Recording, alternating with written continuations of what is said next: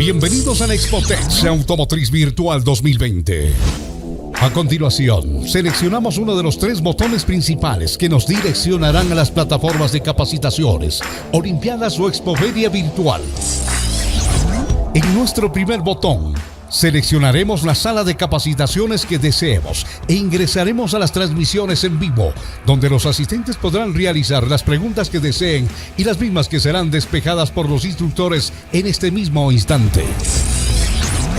Nuestro segundo botón nos llevará a disfrutar de la segunda Olimpiada del Conocimiento Automotriz, la misma que se activará de forma automática según el calendario de encuentros y en el cual podemos apoyar a nuestros equipos con saludos en vivo, compartir fotos del lugar de donde lo estamos mirando y sobre todo enterarnos del tras cámaras que vive cada equipo antes de los encuentros. Sin duda, un espectáculo diferente. Nuestro tercer botón, y el más esperado por todos, es de la Expoferia Virtual, en el cual estarán presentes las mejores empresas del sector. Con una interfaz totalmente original y de fácil acceso, el usuario tendrá la oportunidad de visualizar el stand de cada empresa de forma real y podrá comunicarse directamente con los proveedores por medio de un chat, una llamada de voz e incluso realizar una videollamada para conocer en directo los productos que se está ofertando. Además, cada stand contará con botones interactivos que le permitirán descargar información valiosa de su interés. Sin duda, este año la Expotex Automotriz se innova para ofrecerte lo mejor en expoferias virtuales, haciéndolo fácil, rápido y sin esperar una confirmación que lleva horas o incluso días. No pierdas tiempo e inscríbete en www.expotex.es y disfruta de esta experiencia que te trae la CNT Automotriz del Ecuador, pioneros en apoyar a nuestros técnicos de excelencia en todo el mundo. Esta clase virtual llega a ustedes gracias a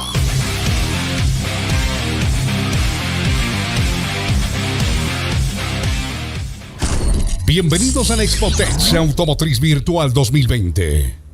Saludos, familia automotriz latinoamericana. Bienvenidos a la Expotex 2020. Mi nombre es Leonardo Castillo y hoy desde Braypac queremos compartir con ustedes gran parte de la experiencia que hemos desarrollado a través de estos últimos 20 años. Hablaremos sobre tecnologías y diagnóstico en sistemas de frenos hidráulicos.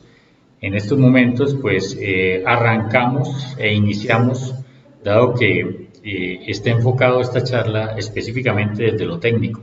Queremos compartir con ustedes cada uno de los elementos más relevantes para el entender cómo funciona, cómo interactúan y garantizar que efectivamente nuestra intervención salga de una manera perfecta cuando intervenimos los sistemas de frenos.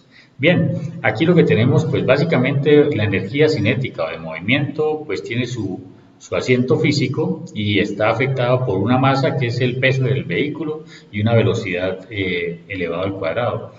Esa es la ecuación, de tal suerte que si ustedes ven en la diapositiva, aquí en el autódromo haciendo unas pruebas estábamos sobre unos 600 o 700 grados centígrados en los frenos de disco y cerca del orden de unos 600 en el freno de tambor, 550, 600 grados en el freno de tambor. Bien, estos son la realidad de los sistemas de frenos y todos los sistemas de frenos están sometidos a altas temperaturas. Bien, ¿por qué? Pues porque estamos cambiando una energía de movimiento en temperatura. Los temas que vamos a tratar pues son algunos principios físicos, principios que nos ayudan a multiplicar también la fuerza, tecnologías en materiales de fricción, componentes y líquidos de frenos y diagnóstico de fallos pues más frecuentes. Con esto iniciamos y revisamos los componentes. Cualquier sistema de frenos hidráulico tiene esta misma connotación. La pedalera está unido el servofreno o el booster en el torpedo. Después del booster encontramos una bomba de frenos o cilindro maestro que le llamamos, y sobre el cilindro maestro encontramos el depósito del líquido y el mismo líquido. De ahí una tubería que conecta las ruedas, las delanteras y las traseras, hacia las ruedas delanteras y hacia las traseras. Si el sistema de frenos ya tienen componentes electrónicos, pues ya vamos a encontrar un módulo electrohidráulico para los sistemas de frenos ABS y una combinación ya con los últimos sistemas ESP, ASR, los últimos sistemas de frenos. Bien. Y para las ruedas traseras, en la medida que no tengan estos sistemas electrónicos, pues vamos a encontrar unas válvulas limitadoras, que es el elemento que garantiza que no se me bloqueen las ruedas traseras antes que las delanteras y lograr mantener una estabilidad. Cuando hablamos de potencia del sistema de frenos y cómo equilibrio el sistema de frenos, pues a nivel de ingeniería está dado que las ruedas delanteras normalmente pueden estar manejando cerca del 70% de la potencia de frenada. Por eso hacia las ruedas delanteras no va a existir ninguna válvula limitadora en la medida que no se requiere, dado que ahí no tenemos que restringir absolutamente nada.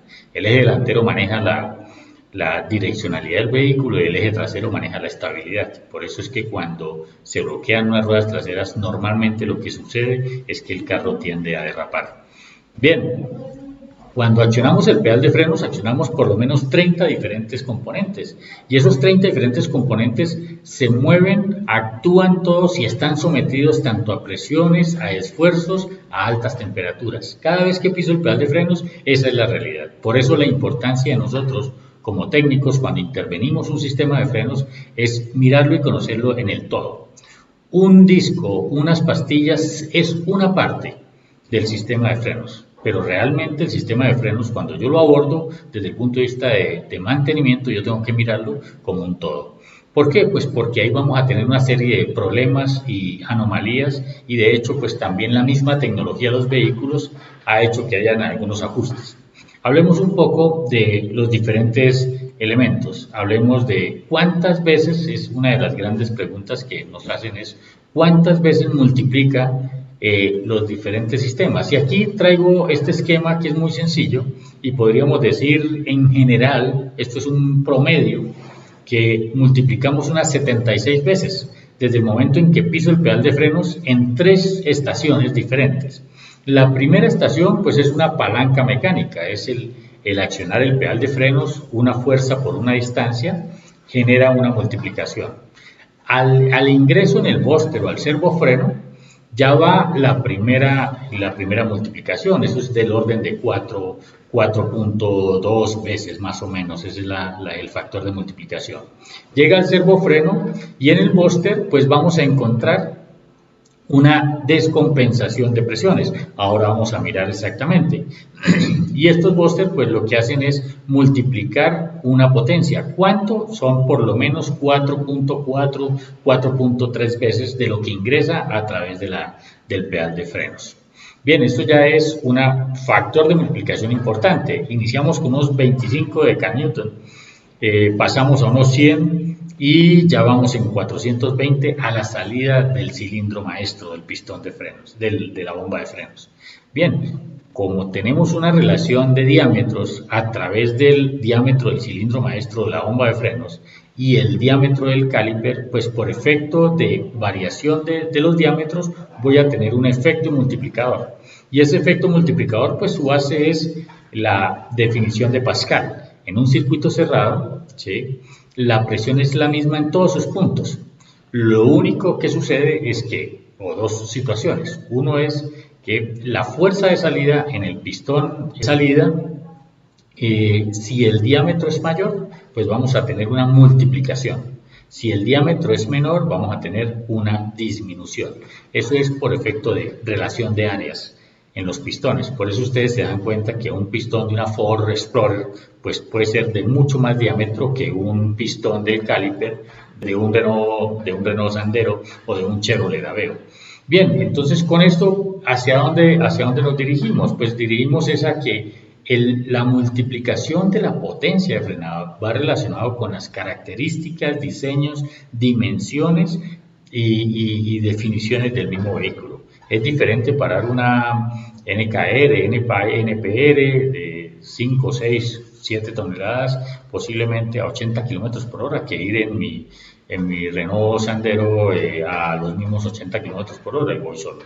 Esas son las realidades diferentes. Entonces, ¿qué es lo que necesitamos? Necesitamos hacer todo un análisis de equilibrio de fuerzas y multiplicación que garanticen que efectivamente la frenada es confortable, es estable y adicionalmente es segura.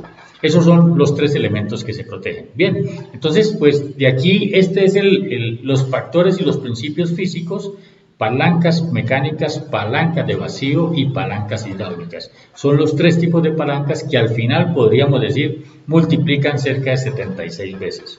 Cuando hablamos de la presión en esas 76 veces, pues posiblemente en una frenada de pánico podríamos estar teniendo cerca de unos 1000-1100 PSI en el sistema, la presión interna. Entonces, como ven, nosotros estamos accionando y estamos teniendo altas presiones en unas frenadas fuertes de pánico y adicionalmente todo el sistema está trabajando en altas temperaturas.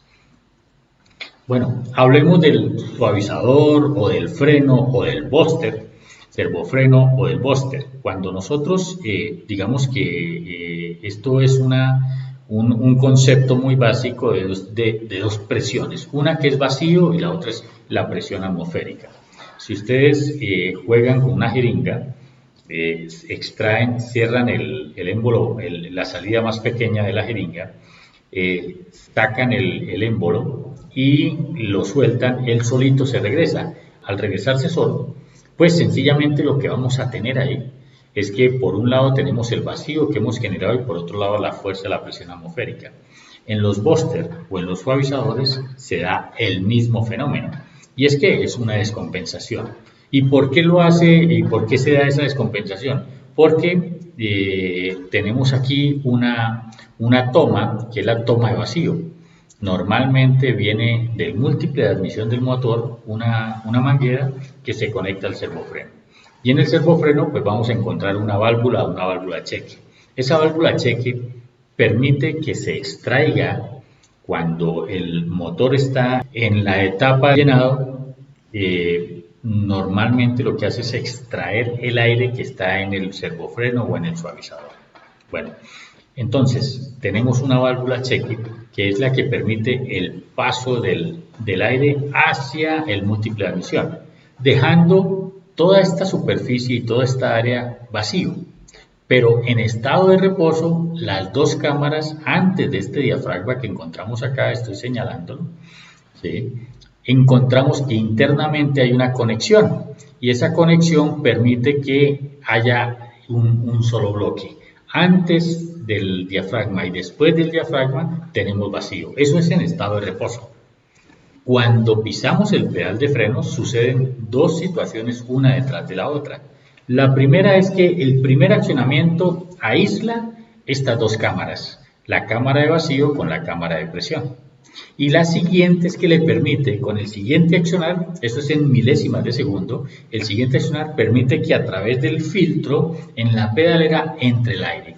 Y ahí se da la llenada de la cámara de presión. Entonces, el servofreno en el momento del frenado se genera una cámara que es la cámara de presión llena de aire y la otra cámara es la cámara de vacío. Con esa descompensación, eso es lo que hace que multiplique 4 o 4.3 veces la fuerza que ingresa por el servofreno. Bien, algunas recomendaciones importantes que hay que tener en cuenta. No todos los servofrenos son iguales, no todos los servofrenos multiplican lo mismo y depende de qué, depende del área, definitivamente. Hay unos servofrenos que son más pequeños, entre más pequeños pues menos área y menos factor de multiplicación. O entre más grandes o servofrenos dobles, donde hay doble diafragma, se convierten en unos factores de multiplicación que van sumando. Entonces, los servofrenos, aquí abajo dicen no reparar los servofrenos, pues en el mercado aún todavía los reparan, ¿sí? Lo que pasa es que la ingeniería de los elementos que unen, especialmente las chupas, el pasador, el anillo, un anillo de caucho interno que se le llama el anillo de reacción, es el que evita que la descompensación sea tan abrupta que genere unas frenadas muy fuertes. Eso tiene una dureza y tiene unas características y tiene una capacidad de reaccionar de tal suerte que en milisegundos él está evitando que se vaya de una vez de una manera abrupta el frenado. Bien, todos estos elementos, adicionalmente cuando yo armo o desarmo un servofreno, normalmente lo hago con unas herramientas muy manuales, quitando y levantando la pestaña, seguramente con un alicate, ¿sí? Girando la tapa, desgrafando el sistema y haciéndole los reemplazos. Los reemplazos que todos estos elementos a nivel de ingeniería son piezas de altísimas especificaciones y de altísimas características en sus terminaciones y en sus características. Los resortes, los cauchos, todos están definidos para garantizar que trabaje perfectamente. Esta es una pieza que tiene alta duración y está definida por lo menos que dure unos 15 años, 20 años en un vehículo. Entonces, pues por eso decimos, hombre, es mejor reemplazar un servofreno. ¿Por qué? Porque acuérdese que ahí se generan ya unas altas potencias y al generarse unas altas potencias, unos altos esfuerzos, pues un esfuerzo en salida genera un efecto de reacción exactamente igual en la misma proporción pero en sentido contrario. Entonces el servofreno está sometido a que se pueda llegar a desgrafar. Y he visto situaciones lastimosamente donde se presenta un accidente en una frenada de pánico porque el servo se desgrafó, quedó mal grafado. Realmente la fuerza que se da para generar ese grafado pueden ser unas 200 toneladas en la grafada. Eso garantiza que efectivamente las pestañas van a quedar bien ajustadas y no va a permitir que haya un problema por los altos esfuerzos. Bien, esto es parte del servofreno. ¿Cuáles son algunas anomalías asociadas? Pues el pedal es duro cuando perdemos esta descompensación. Y es así como realmente lo que sentimos es un pedal duro, pedal alto. Inestabilidad debido a qué? Debido a la mezcla aire-combustible, seguramente no me da a soportar un vacío permanente. Entonces posiblemente si no hay una buena succión desde el motor, voy a tener que en unas frenadas rápidas me voy a quedar sin esa descompensación y paulatinamente puedo perder la multiplicación del servofreno. El ruido en el aire, el ruido en el paso del aire en el lado de la pedalera. Normalmente muchas veces escuchamos un silbido permanente. Ahí está pasando aire. Realmente, y de acuerdo a esta diapositiva, la definición en estado de reposo es que el aire no debe pasar por este lado, para nada. ¿Por qué? Porque aquí está en conexión. Entonces, si pasa por aquí, va a pasar directamente al múltiple de admisión del motor. Bien, entonces vamos a tener una serie de problemas. No confundir también, porque muchas veces en el momento de que la espuma al lado de la pedalera está tan tapada, tan cerrada por la suciedad, que lo que se genera es una restricción en el paso del aire. Y cuando pisamos el pedal de frenos, lo que hace esa restricción es elevar el ruido. Pero pues no significa que el servo esté en malas condiciones. Unas pequeñas recomendaciones. Una recomendación para identificar si el servo está bueno. Apaguen el vehículo. Pisen el pedal 2 veces seguidas. Ya en la tercera van a encontrar que el pedal torna dureza y queda alto, ¿sí? Mantengan el pie sobre el pedal de frenos y generen el encendido. Al generar el encendido, el pedal de frenos tiende a bajar. ¿Por qué? Porque entra el motor a funcionar y a chuparse el aire que tiene el servofreno. Y eso genera que haya un descenso en el pedal de frenos. Esto es una prueba muy práctica realmente, pero si queremos mirar una prueba técnica, pues hay que tomar un vacuómetro, revisar a través de una T entre la conexión del múltiple de admisión y del servofreno, bloquearlo en el momento que genere un vacío, apagar el carro y mirar si el vacío que tiene el servo se mantiene. Del orden de 1 minuto no debería caer más o menos 1 pulgada de mercurio. A nivel del mar podríamos estar hablando de unas 23 pulgadas de mercurio, 20, 22 pulgadas de mercurio más o menos. A una altura de Quito podría ser cerca de unos 15, 16 pulgadas de mercurio más o menos. Que eso depende de la altura que estemos sobre el nivel del mar. Bien, estas son algunas de las, voy a pasando pues porque el tiempo es corto, vamos a tener unos espacios para al final algunas inquietudes y continuamos.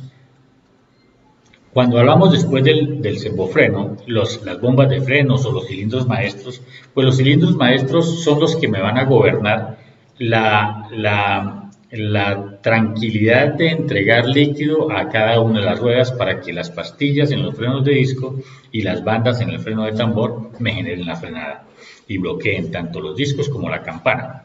Bien, entonces los cilindros maestros, los primeros cilindros maestros venían sencillos, o sea, con un solo circuito alimentaba las 4 ruedas, pero por efecto, acuérdense del principio de Pascal, el sistema de frenos hidráulicos es un sistema totalmente cerrado. El líquido no se va, no se sale. Y si se sale al medio ambiente es porque hay algún problema, alguna fuga. Pero en términos normales no debe presentar ningún tipo de humedad en las conexiones, en los racores, en las mangueras, en ningún lado. Bien, cuando trabajamos esto, pues lo que estamos diciendo es que si en alguna de las ruedas se pierde presión en sistemas simples, sencillos, pues vamos a perder el sistema de frenos en todas las 4 ruedas. Entonces nos quedamos sin frenos.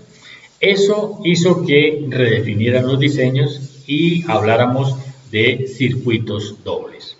Todos los cilindros maestros vienen ahora con circuitos dobles.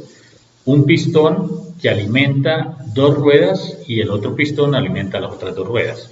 Y por efectos también de seguridad, buscan que cada uno de los circuitos alimente una de las ruedas, tanto delantera como su trasera opuesta, de tal suerte que si pierdo la presión en alguno de los circuitos, por lo menos tengo el 50% de la estabilidad de la frenada y la potencia de frenado. Entonces eso garantiza que al menos el vehículo no quede sin frenos. Son elementos de seguridad. En cada pistón, en cada cilindro, encontramos unos resortes, unos chupas y una fundición. El pistón se mueve, la chupa se desliza a través de la superficie y esa superficie se va desgastando y se va deteriorando. ¿Qué hace que se desgaste más rápido o más lento? Pues posiblemente la calidad del líquido de frenos por un lado y segundo la periodicidad con que se esté cambiando ese líquido de frenos. Va a mantener y va a gozar de una muy buena vida útil un cilindro maestro y sus componentes, o va a acabar muy pronto y va a generar una serie de anomalías como humedad, anomalías como oxidación, anomalías como fugas prematuras a través del borde de las chupas. Cuando hablamos del depósito, que es el elemento que nos recepciona el líquido de frenos, pues el depósito es el primer elemento que debemos tener y mirar cómo está en niveles. Tenemos siempre un nivel superior y un nivel inferior en el depósito de líquido. A nivel de ingeniería, esa relación o esa distancia está definida para que tan pronto se cambien los sistemas de frenos, el nivel de líquido quede en el nivel superior. De tal suerte que cuando se empiecen a desgastar, a bajar el nivel del depósito, lo que vamos a tener es que el desgaste de las pastillas y el desgaste de las bandas ha ido aumentando. Bien, y está en esa relación, de tal suerte que cuando yo veo el nivel en el depósito en el límite inferior, lo primero que deberíamos hacer es llevarlo a uno de sus talleres para que le hagan una revisión. Y es importante que le hagan estos comentarios, estos tips a los clientes, el usuario final. Siempre que abre el capó, además de mirar cómo está el nivel del agua, el limpiaparabrisas, el nivel de refrigeración, revise que el nivel de líquido se mantenga, ¿sí? Y cuando esté en la parte inferior, por favor, llévelo a mi taller. Básicamente lo que me está diciendo es que ya los materiales, tanto las pastillas como con las bandas, seguramente ya están para cambio. Bien, cuidados que hay que tener importantísimos. El cambio periódico, y ahora vamos a hablar del líquido de frenos, ¿sí? Cuáles son las características y lo que debemos proteger. En las bombas y en los cilindros maestros, pues también es un producto que tiene alta duración y está definido por lo menos que dure cerca de unos 10 años en los vehículos sin ningún tipo de problemas. Bien, ¿de qué depende? Pues depende lo que les decía de un reemplazo, y por eso se recomienda estarlo reemplazando el líquido de frenos con alguna periodicidad. En nuestro trópico que vivimos, por acá debería ser cada año un DOT4, ¿sí? Un DOT5.1 entre un año y cada 18 meses, más o menos. Eso es lo que está definido. Un DOT3 cada 6 meses debería reemplazarse. No rellenar, porque es que el rellenar implica que ese líquido que yo le estoy adicionando nuevo, lo estoy deteriorando porque ya el líquido en sí ya ha perdido sus características. Ahora vamos a hablar del líquido de frenos. Asociaciones con anomalías. Cuando quieran definir y diagnosticar un cilindro maestro, lo primero que deben hacer es bloquear el paso del líquido de frenos, o sea, el movimiento del líquido. ¿Y cómo lo bloquean? Pues ubiquen en los flexibles y condenen o cierren la manguera. Hay unas herramientas que vienen específicamente definidas para no maltratar. Normalmente he visto mucho que se utilizan los hombresolos, pero esos hombresolos, la brida lo que hace es generarle un deterioro en la manguera. Pero bien, utilizan esas herramientas. O hay otros más técnicos que lo que hacen es desmontar la tubería y le colocan racores ciegos a la bomba de frenos. ¿Qué significa esa prueba? Pues esa prueba lo que estoy haciendo es verificando que la bomba de frenos esté en perfectas condiciones. Si no hay desplazamiento de líquido, pues todos los líquidos tienen una propiedad que son incompresibles. Aunque yo genere la fuerza suficiente de lograr vencerlo, no lo venzo. Sencillamente lo que él hace es, se genera una presión o una fuerza interna, que es lo que llamamos nosotros presión. Entonces, si no hay desplazamiento de líquido, pues el pedal debe quedar rígido. Y en 2 situaciones deben ustedes hacer la prueba, y les recomiendo que lo hagan así. Bloquean las mangueras o bloquean el paso del líquido, llámese si utilizan los tapones, y hacen una prueba con un esfuerzo normal, suave en el pedal de frenos. ¿Por qué? Porque ahí vamos a detectar si hay algunas fugas en la chupa de retención de los cilindros o de los pistones, o en la válvula interna, que es una válvula de clapet, una válvula de paso entre las dos cámaras del pistón, la cámara de llenado y una cámara de presión. Bien, la otra es un esfuerzo alto. Ese esfuerzo alto lo que hace es revisar si efectivamente las chupas en sus bordes exteriores están manteniendo una determinada presión. Si bajo esos dos esfuerzos el pedal de frenos se mantiene estático, hay que buscar el problema de pérdida de altura o de pedal esponjoso por allá en otro lado, que eso es parte del diagnóstico que se debe hacer. Esto, pues, estoy asociando algunas anomalías, como les dije. Nuestro interés, pues, básicamente es garantizarles a ustedes que tengan algunos tips. Seguramente nos consultan, estamos en YouTube, allá tenemos nuestro canal Breakpack, ahí estamos montando mucho material técnico y comercial para ustedes que nos están escuchando hoy en este día. Bien, vamos a hacer un espacio para permitir que los patrocinadores de esta feria también nos acompañen en esta charla. Enseguida volvemos, no te desconectes. Te invitamos a visitar a Compañía Panamericana, Napa Ecuador, expertos en la distribución de filtros, lubricantes, motores y repuestos para el segmento automotriz y la industria. Desde Brasil, NGK Spark Plus, especialistas en bujías con rendimiento superior. ProMax, pastillas de frenos de tecnología canadiense para todas las marcas, productos de calidad y respaldado para el Ecuador. Frena seguro, frena ProMax. Tecnova, expertos en la línea de equipamiento para talleres automotrices. Xtool, fabricante y proveedor mundial de equipos de diagnóstico y programación avanzada de inmovilizadores para autos y camiones. Te invitamos a seguir viendo nuestras salas con más información técnica. Recuerde utilizar el chat para realizar sus preguntas. Continuamos con más de nuestra capacitación técnica. Bueno, seguimos con los sistemas de frenos y pasamos al líquido de frenos. ¿Qué es lo que hay que preservar en el líquido de frenos? Pues en esencia hay que preservar un alto punto de ebullición. Hay que preservar una viscosidad cinemática baja. ¿Por qué? Pues por los últimos sistemas de frenos ABS, ASR, ESP. Hay que mantener un pH lo más neutro posible, porque esto es lo que va a garantizar que efectivamente nosotros no entremos a atacar las fundiciones, ni los cauchos, ni las tuberías.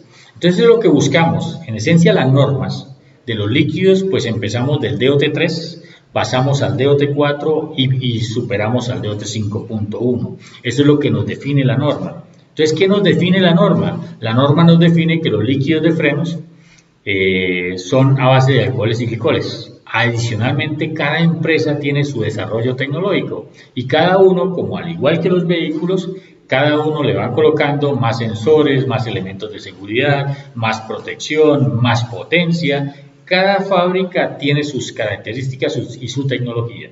Nosotros hemos confeccionado un líquido de tal suerte que garantice realmente la esencia y la esencia de un verdadero líquido de frenos. Entonces, si hablamos un DOT3, la norma nos dice que debería estar soportando en punto de ebullición seco por lo menos unos 204 grados centígrados. Si pasamos al DOT4 debería superar los 224 grados centígrados. Y si ya nos vamos en los líquidos premium, el DOT 5.1 deberían estar no menos de 260 grados centígrados. Entonces, pues yo puedo traer un líquido DOT3 con 204 grados centígrados y no estoy engañando a nadie. Sigue siendo DOT3. ¿Sí? Con un proceso de absorción de humedad muy rápido, también puede ser, pues no le doy tanta tecnología.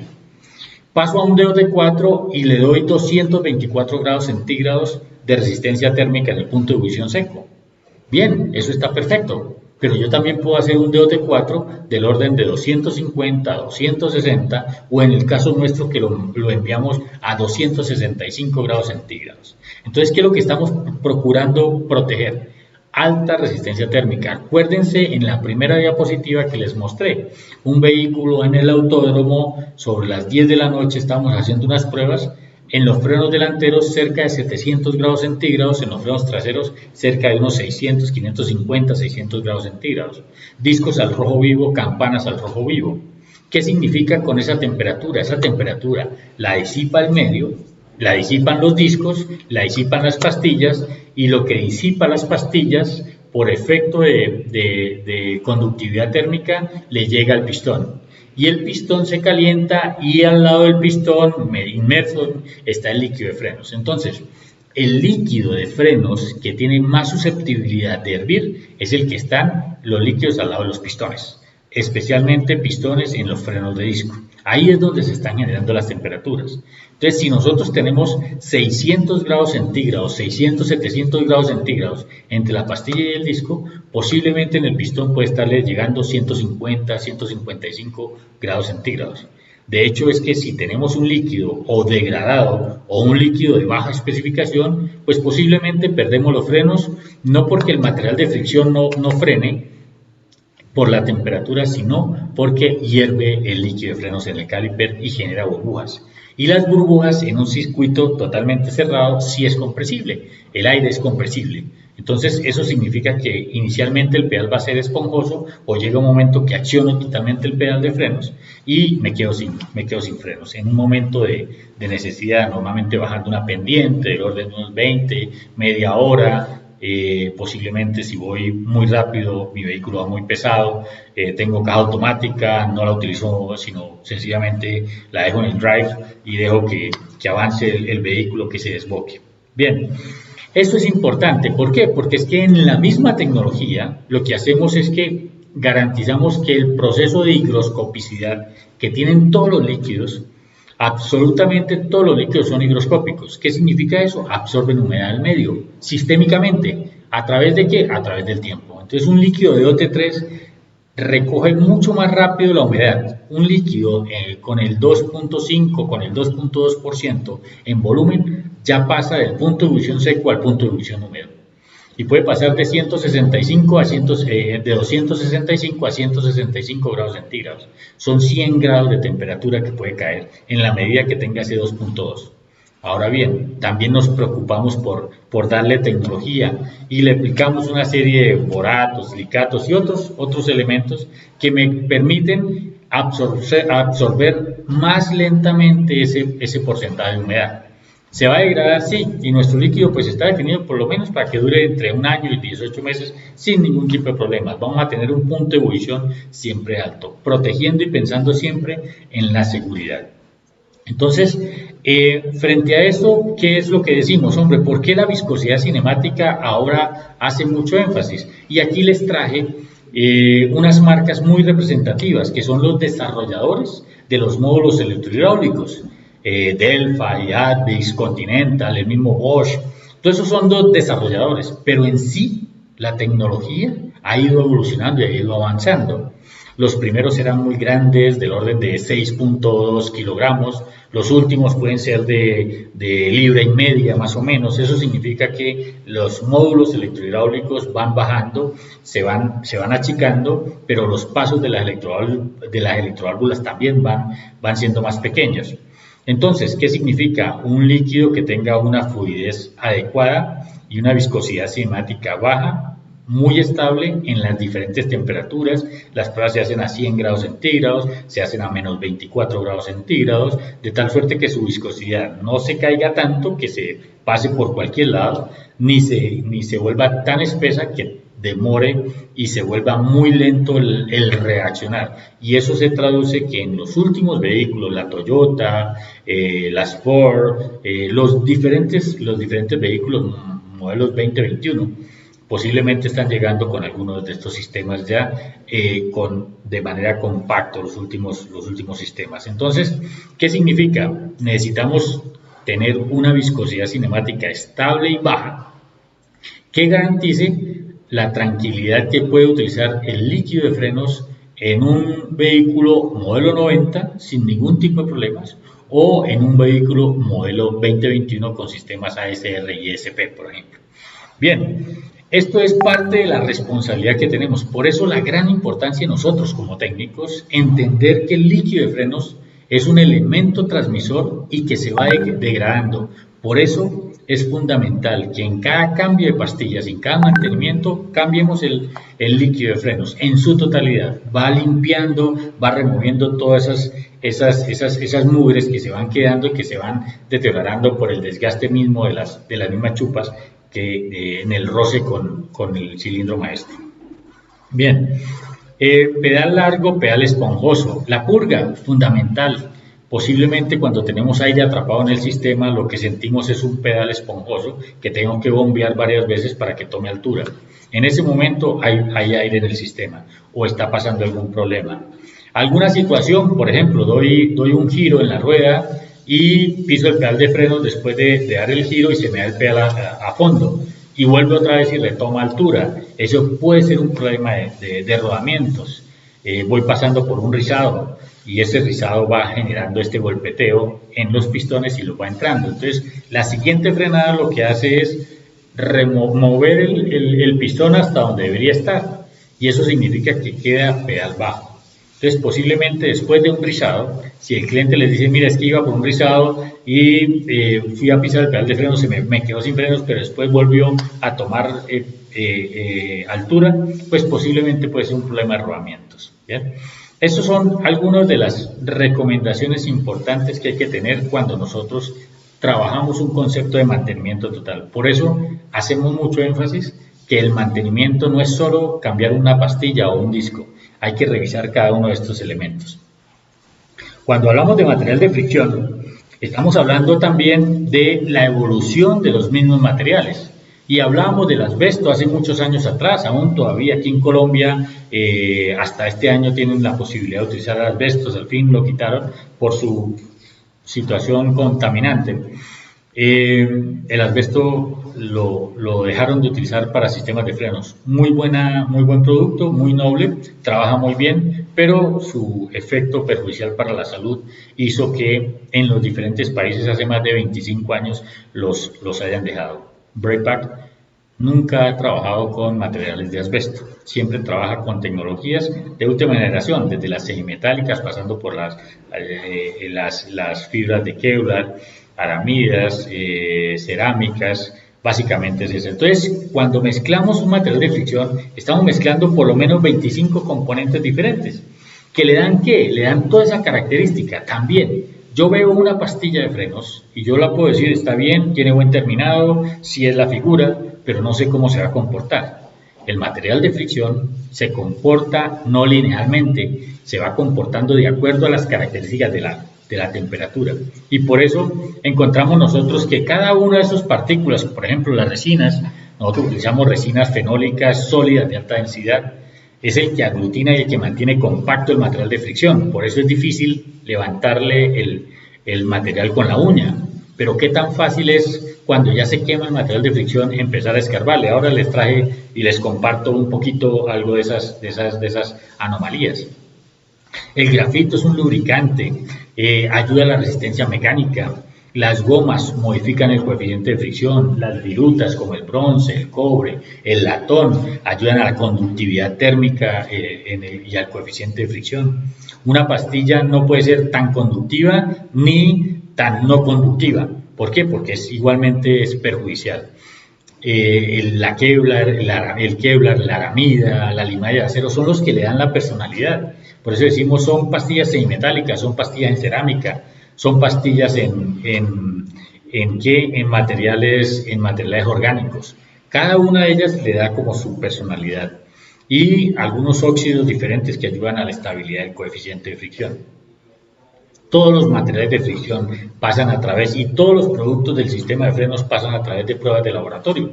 Pruebas de laboratorio que tienen que estar son normalizados y deben tener unos mínimos. Por eso el coeficiente de fricción, cuando ustedes toman una pastilla, van a encontrar que al final del código encuentran dos letras, FF, FG, EF, FG. Eso significa que el coeficiente de fricción se comporta a bajas temperaturas de unas características y por eso hablamos que un F está entre 0.35 y 0.45, pero si sube al G va a subir del 0.45 al 0.55. No es un número, es un rango, de tal suerte que permite que el coeficiente de fricción se va comportando de acuerdo a cómo vaya teniendo tanto las frenadas, el proceso de fabricación y las temperaturas, todo eso y obviamente las materias primas en su conjunto. Todo eso es lo que le da la tecnología y la tranquilidad de tener un coeficiente de fricción como las nuestras que están sobre el orden del GG o FG en las que tienen menores condiciones de frenada, que son coeficientes de fricción muy altos. Preservamos siempre y buscamos siempre trabajar sobre el elemento de seguridad, porque frenos es seguridad. Bien, nosotros tenemos tres tipos de tecnologías: la semimetálica, los asbestos que no lo utilizamos, la semimetálica que es la tecnología reinante hoy, la gruesa de las tecnologías, nosotros utilizamos bajo metálico, realmente con alto contenido de carbono. Pasamos a la reina de las tecnologías hoy, es la cerámica. Esta es la que nos da un comportamiento fenomenal en todo tipo de vehículos, y ya para trabajos pesados o vehículos blindados hicimos un mix entre proceso de fabricación, donde le da dureza superficial a la pastilla, mezclamos algunos materiales y adicionalmente combinamos con semimetálicas. Entonces ahí tenemos estas tres que están definidas. Las cerámicas, que es la reina de la tecnología, tiene un comportamiento maravilloso en temperatura, es muy noble en el ruido y es muy bajo la sensación de ruido, la situación de ruido.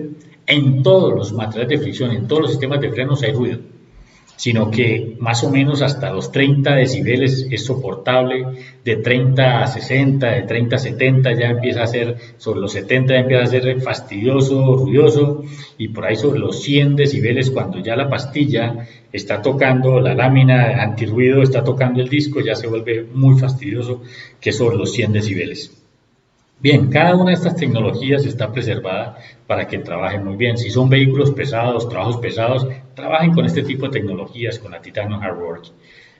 Para trabajos de uso continuo, automóviles, camionetas, está la Racing, Y la cerámica se aplica a todo tipo de vehículo, pues que le da una confortabilidad espectacular. Y esto lo asociamos al freno de disco para nosotros que estamos en mantenimiento, ¿sí? Y hacemos un mantenimiento. Pensemos en que un pistón de caliper está sometido a tantos esfuerzos y a tanta temperatura y a tanta presión, tantas veces como yo pise el pedal de frenos. La liga sello o el caliper. La liga sello en el pistón es el resorte en el freno de disco y es el que me permite que a través de los pasadores, como estos pasadores, estas columnas, ¿sí? Pueda deslizarse el portamanguetas o el caliper o la mordaza sobre esos dos ejes de tal suerte que puedan soltar las pastillas.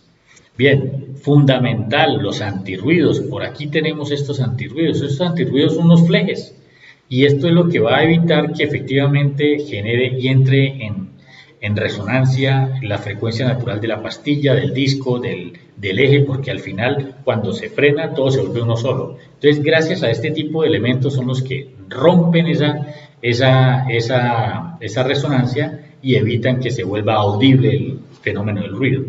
Los sensores que están llegando, los sensores eléctricos también hay que revisar y hay que cambiarlos. En lo posible, cada 2 cambios, si lo permite. Hay muchas veces que ya en el siguiente cambio hay que terminar, hay que hacerles ese reemplazo. Aquí vamos a encontrar las anomalías, los discos de frenos. Los discos de frenos los tenemos, los grafilados, son discos en base de fundiciones y un porcentaje de carbono. Las materias primas, un proceso muy estable con algunos otros aleantes que le dan resistencia mecánica, nobleza, duración y resistencia, pero con un muy buen comportamiento en la frenada. Adicionalmente entraron los discos High Performance. Estos discos High Performance lo que busca es que les dé una mejor refrigeración para los sistemas que vienen muy calientes. Ahora bien, estos discos pues se volvieron ya más aspiracionales, que son discos que los veo a través de rines de lujo y me parecen bonitos. Entonces muy seguramente un automóvil pequeño no necesita o no está expuesto a altas temperaturas, pero sí les dicen, oiga, quiero ese disco que es tipo racing, ese disco que es bien bonito y que está asociado a trabajos de alta exigencia y alta velocidad. Aquí también traje unas fotos. Si ustedes se dan cuenta, aquí encontramos materiales de fricción totalmente desgastados y los bordes ustedes los empiezan a ver colores grisáceos. Cuando ya se vuelve un color grisáceo, que incluso ustedes con la uña lo pueden levantar, pues ya el material se quemó. ¿Qué significa se quemó? Pues pudo estar a más de 600, 500 grados centígrados permanentemente y la resina fenólica, que es lo que uno siente cuando está uno generando muchos frenados permanentes y el sistema va muy caliente, un olor muy fuerte como alquitrán. Ahí estoy quemando resina fenólica. Y ahí es donde tenemos este tipo de situaciones. Estoy desgastando aceleradamente y mal utilizando el material de fricción. De hecho, puedo consumirme un material de fricción en 1000 kilómetros si ya no tengo resina fenólica, porque es la que lo mantiene compacto. Y vemos también aquí, traje a colación este disco, porque si ustedes se dan cuenta muy al detalle, aquí hay unos colores como azules, como azulados, algunos colores como grisáceos.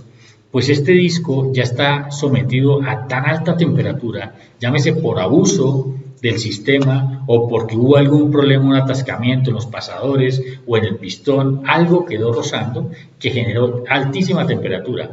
Y al generar altísima temperatura, pues se generan los choques térmicos y se empieza a fisurar los discos, a empezar a tener unas microfisuras.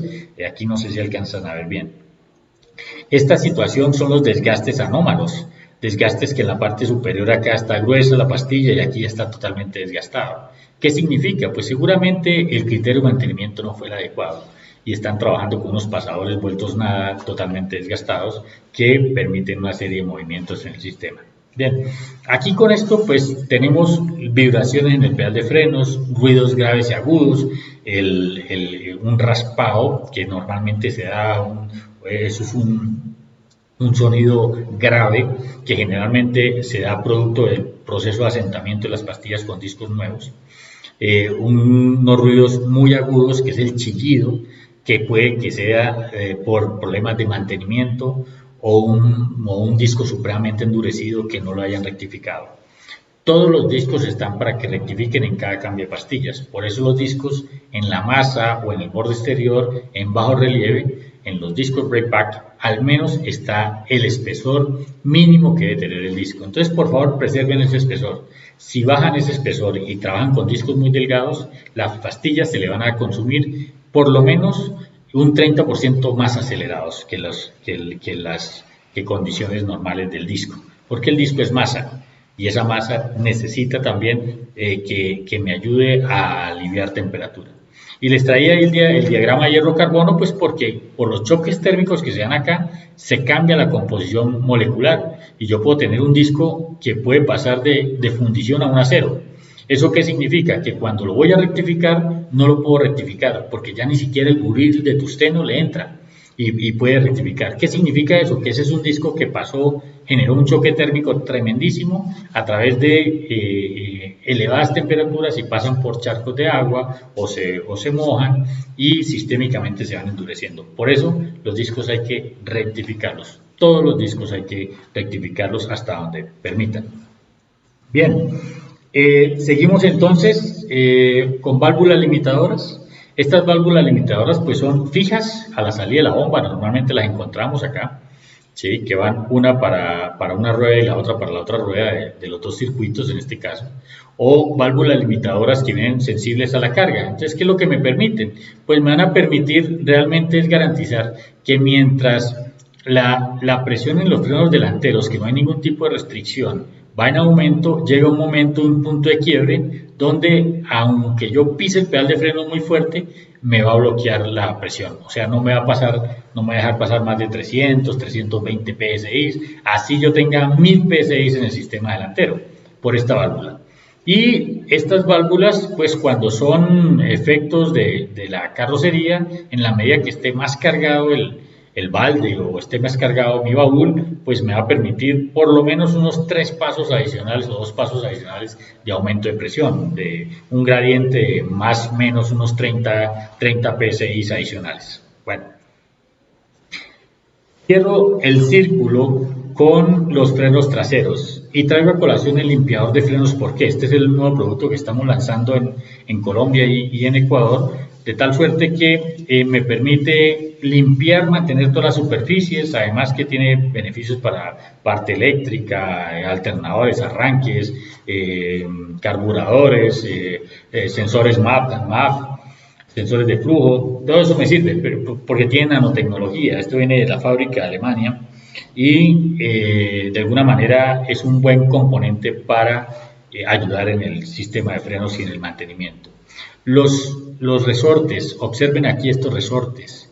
Estos resortes hay que cambiarlos en cada cambio de bandas.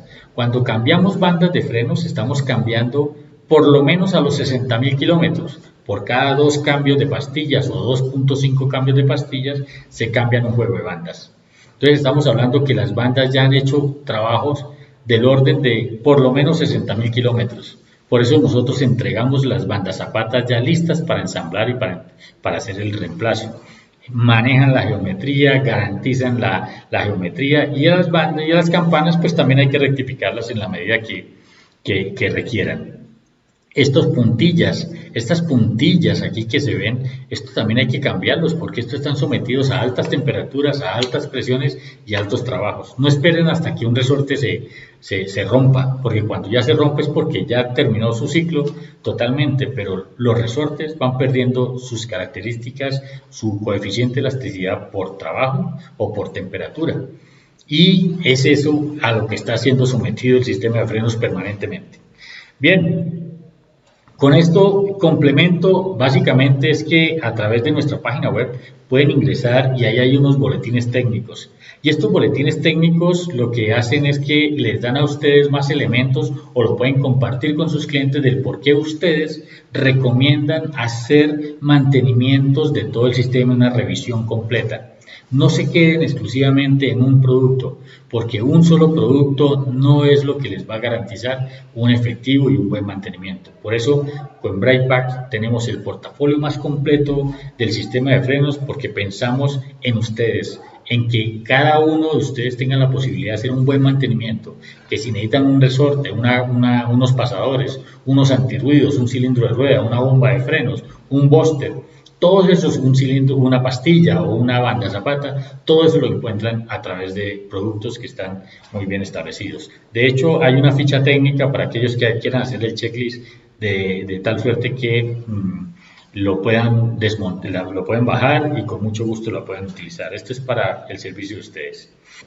Bien, no les quito más tiempo, muchas gracias. En nombre de BrakePack, espero que esta conferencia les haya aportado bastante en el manejo, en la interpretación, conocer muy bien el sistema y también identificar que cuentan con BrakePack. Estamos muy atentos a ustedes. Muchas gracias y buena tarde. Gracias por acompañarnos. Recuerda visitar los stands de la Expoferia y sigue capacitándote en nuestras salas. Expotech Automotriz Virtual 2020.